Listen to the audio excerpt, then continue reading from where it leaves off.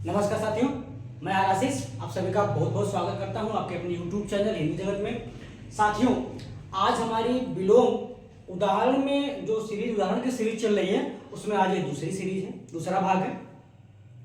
तो साथियों, आज हम सीधे से चलते हैं अपने उदाहरण की तरफ। तो जिसमें पहला है इंद्रिय गोचर, जिसका विलोम होगा इंद्रियातीत, जिसे इंद्रियों द्वारा जाना जा सके। इंद्रियातीत यानी जो इंद्रियों के परे हो, जिसे इंद्रियों से न जाना जा सके। आग्रह का विलोम होगा दुराग्रह, आडंबर का निराडंबर, आलोक का अंधकार होगा। साथियों, यदि कभी भी यहाँ चंद्र बिंदु लगा होगा तो ध्यान रख लीजिएगा कि वो गलत है। ठीक है, वर्तनी क्या हो जाएगी? गलत वर्तनी हो जाएगी, अशुद्ध वर्तनी हो जाएगी। साथियों, आपद निरापद, आधार का निराधार और आधे दोनों होता है। यदि विकल्प में निराधार है तो सर्वप्रथम निराधार का हम चयन कर लेंगे। निराधार नहीं है, अगर आधे है तो आधे से भी हम आधार का विलोम होता है। आध्यात्मिक का भौतिक होता है। साथियों, आविर्भाव का तिरोभाव होता है। साथियों, वर्तनी के देख लीजिएगा, वर्तनी में व के ऊपर र को उड़ा दिया जाता है। यानी जो ये र है, रेफ वाला र ये ऊपर लगा होता है, व पे लगा होता है। आविर्भाव पढ़ा जाता है उसे, जो कि वह अशुद्ध होता है। आविर्भाव होता है। ठीक है साथियों, का जो विलोम होगा वह तिरोभाव होगा। आगामी का प्रतिगामी होगा। साथियों, अग्रगामी का पश्चगामी होगा। अग्रगामी, हाँ बिल्कुल, जो आगे की तरफ जाने वाला, जो आगे जाना हो। पश्चगामी पीछे जाने वाला। आकर्षण का विकर्षण होगा। साथियों, आसक्त का अनासक्त होगा। आदिष्ट का निषिद्ध होता है। साथियों, निषिद्ध मतलब मना करना, आदिष्ट मतलब आदेश देना, यानी स्वीकार कर लेना, काम करते रहिए। आक्रमण का प्रतिरक्षा होता है। साथियों, आयोजन का वियोजन होता है। आरूढ़ अनारूढ़, आरूढ़ मतलब चढ़ाई करना, अनारूढ़ मतलब रुक जाना या चढ़ाई नहीं करना। आवर्तक का विवर्तक होता है। आपूर्ति का रिक्त होता है। आकुंचन का प्रसारण, आकुंचन मतलब बटोरना, सिकुड़ना, प्रसारण मतलब फैलाना। उपसर्ग का साथियों प्रत्यय होगा। उन्नयन का अवनयन होगा। उपनयन का समापवर्तन या समावर्तन भी कहा जाता है। साथियों, ठीक है, ये उपनयन संस्कार होता है। ठीक है, ये शिक्षा पद्धति से था।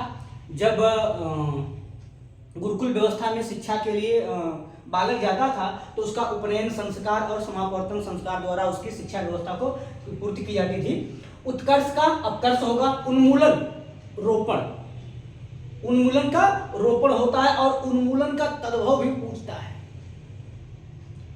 उन्मूलन का तद्भव होता है उखाड़ना। उत्थान का पतन, उद्दात का अनुदात, उत्तरायण का दक्षिणायन, उग्र का सौम्य होता है और उद्देश्य का निरुद्देश्य होता है। साथी, उत्तरित का अनुत्तरित, उन्मिलन निमिलन। उन्मिलन का अर्थ होता है साथियों खुलना, खास करके यह आंख के लिए प्रयोग होता है। निमिलन का मतलब होता है बंद होना। उल्लास अवसाद, उष्ण शीलन। विकल्प में ये जरूर लिखा मिल जाएगा आपको शीतल। साथियों, वो गलत हो जाएगा। अगर शीलन नहीं होगा तब आप उष्ण का शीतल प्रयोग करेंगे। ऐच्छिक अनैच्छिक, कृतज्ञ कृतज्ञ, कृत्रिम प्राकृत। करुण का क्रूर होता है। साथियों, दया भी लिखा होता है, विकल्प में दया भी लिखा मिलेगा आपको, लेकिन करुण का क्रूर होगा, ध्यान रखिएगा। कीर्ति का अपकीर्ति, कुटिल का सरल विलोम होगा। कटु का मधुर होता है।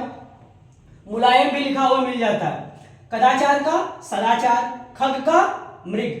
ध्यान दीजिएगा साथियों, हमने वर्ड में भी बताया था ख का अर्थ आकाश होता है और ग का अर्थ होता है गमन करने वाले। आकाश में गमन करने वाले को खग कहा जाता है।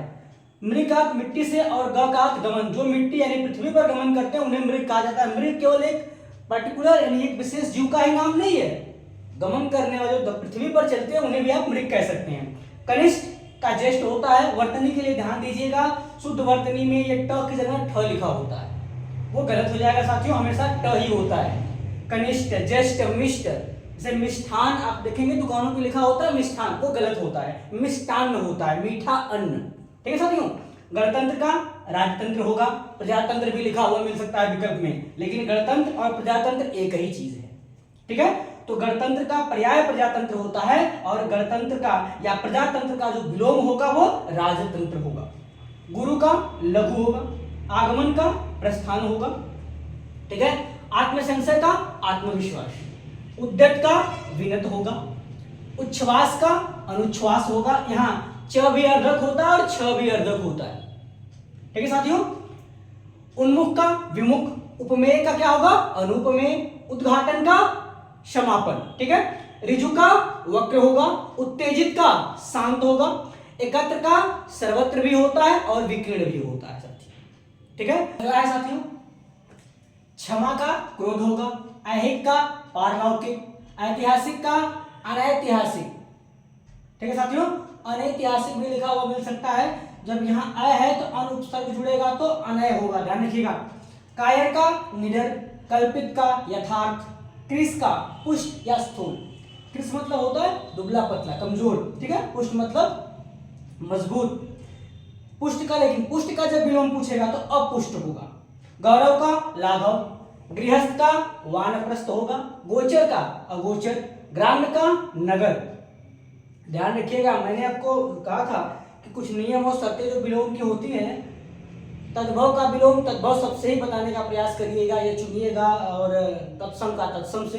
ग्राम्य नगर, गंभीर वाचाल, गरल का शुदा, खंडन का मंडन, गुणाढ़ का गुणहीन, गोपनीय का प्रकाशनीय, यानी किसी जिसे छिपाया जा सके और जिसे प्रकाशित किया जा सके। घातक का रक्षक होगा साथियों। चिरंतन का नश्वर होगा, चीर का अचीर होगा, चतुर का मूर्ख, चिंता का प्रसन्न, छल का निश्चल होगा, जागृत का सुप्त होगा। वर्तनी में जागृत के जगह जागृत लिखा होता है शब्द, ठीक है साथियों, वो गलत होती है, वर्तनी अशुद्ध होती है। क्या होना चाहिए जागृत होना चाहिए, ठीक है। पदेन र लगा होगा ग में। सुप्त जागृत का सुप्त होगा। जितेंद्रिय इंद्रियासक्त, ठीक है, जितेंद्रिय क्या होगा इंद्रियासक्त होगा। तनवंगी स्थूलांगी होगा, तनवंगी का मतलब होता है दुबला पतला, ठीक है, यानी खासकर ये प्रयोग किया जाता है कमजोर स्त्री, दुबली पतली स्त्री के लिए प्रयोग किया जाता है, ठीक है। तेजस्वी निस्तेज। अगला है साथियों दमित का उत्तेजित, भिष्ट का विनम्र, च्युत का अच्युत, तनय का तनया, तुच्छ का महान, तामसिक का सात्विक, निद्रा का जागरण, दुर्योग का संयोग, ध्वंस का निर्माण, धीरोदत्त का धीरोदत्त, नूतन पुरातन, निरामिष का सामिष, पुष्ट का छेड़, पल्लवन का संक्षेपण, प्रशंसक का निंदक, प्रसाद का विषाद, प्रस्थान का प्रवेश होगा साथियों। प्रगति का अवनति, बंजर का उर्वर, निंदा का स्तुति, नवढ़ा का पूर्वव्याही होता है, ध्यान दीजिएगा महत्वपूर्ण है। निर्गुणता का रुग्णता, ये भी महत्वपूर्ण है साथियों। निर्दय का सदय होता है, ठीक है। निहित का विहित और निश्चेष्ट का सचेष्ट होता है, ये भी महत्वपूर्ण है साथियों। निरामिष और सामिष ये महत्वपूर्ण है। ध्वंस निर्माण महत्वपूर्ण है। दमित उत्तेजित महत्वपूर्ण है साथियों।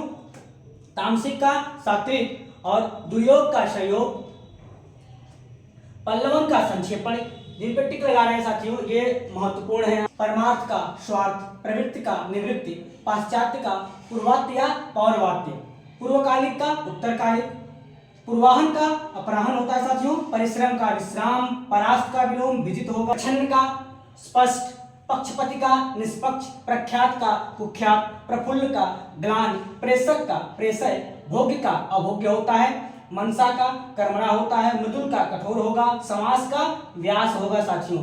संधि का विच्छेद, अन्य अधिक का अत्यल्प होता है साथियों। तो ठीक है साथियों, ये रहे हमारे कुछ महत्वपूर्ण विलोम, और आशा रखते हैं कि आपको पसंद आया होगा। विलोम के जो महत्वपूर्ण उदाहरण थे, ये श्रृंखला समाप्त होती है। अब से जो पूछे गए हैं उनकी सीरीज शुरू होगी, पहले जो पाठ्यक्रम पे चर्चा होने के बाद। नमस्कार साथियों, जय हिंद, जय भारत, जय माता दी।